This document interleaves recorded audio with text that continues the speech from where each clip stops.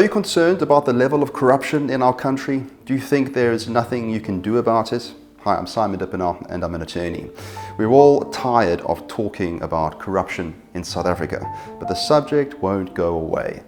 However, while it is a serious issue for us, no country in the world is immune to corruption. Transparency International's Corruption Perceptions Index ranks 180 countries around the world by their perceived levels of public sector corruption, using a scale of 0 for highly corrupt to 100 very clean.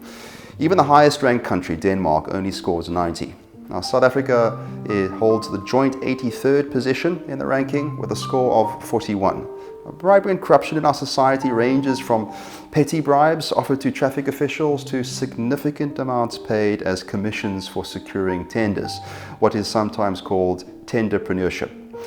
The amounts may differ, but the principle is the same. The main anti-bribery and anti-corruption legislation in South Africa is the Prevention and Combating of Corrupt Activities Act, PRECCA. Now, PRECCA imposes a statutory reporting obligation where suspicion exists that an offence in terms of the Act has been committed, including bribery.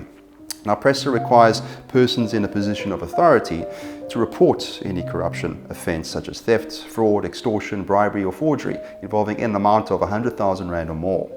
It further places a duty to investigate upon the South African Police Services. Now, SAPS is constitutionally mandated to investigate and prosecute criminal conduct along with the National Prosecution Authority. Within SAPS and the NPA, the Directorate for Priority Crime Investigation, Hawks, and the NPA's Anti-Corruption Task Team focus on investigating and prosecuting corruption and bribery. In addition, the South African Special Investigating Unit is tasked with investigating corruption and bribery. Now, what exactly is corruption? Transparency International defines corruption as the abuse of entrusted power for private gain.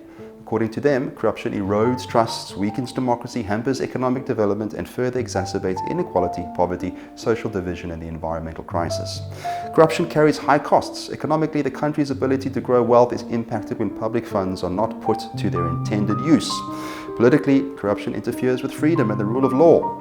Trust in government is eroded, and environmentally, a sustainable future is threatened by corruption. South African law does not distinguish between corruption involving public officials and private persons. Now, both active and passive bribery constitute corruption. The acts of offering and accepting a bribe are criminal offences. Put simply, it takes two to tango. In many countries, if the driver offers a bribe to a police officer, the driver is instantly arrested. The police officer would also be guilty of the offence of bribery if they were to accept the bribe. But that rarely happens because the culture of bribery does not exist to the extent that it does in South Africa.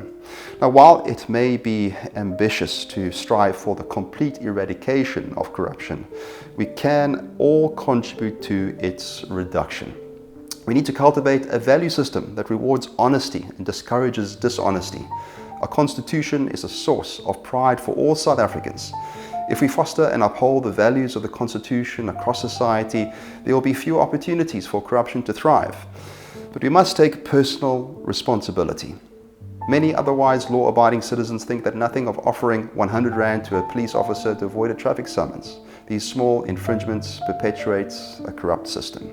In the words of Francois Valerian, the chair of Transparency International, I quote, "Corruption will continue to thrive until justice systems can punish wrongdoing and keep governments in check. When justice is bought or politically interfered with, it is the people that suffer. Leaders should fully investigate and guarantee the independence of institutions that uphold the law and tackle corruption. It is time to end impunity for corruption," unquote. If you suspect corruption, you can report it without fear of repercussion. Whether you work for a private company or government department, you can make a protected disclosure, informally known as whistleblowing. A protected disclosure is the disclosure of factual information in good faith about alleged criminal activity, which you reasonably believe to be true, to specific persons or bodies such as legal advisors, employers, members of the cabinet, the public protector, or the auditor general. Suspicion, rumors, and personal opinion do not constitute factual information. If you are aware of corruption but don't know how to report it, or you're afraid of whistleblowing, get in touch with me on the number below for a confidential discussion. You can choose to remain anonymous if you prefer.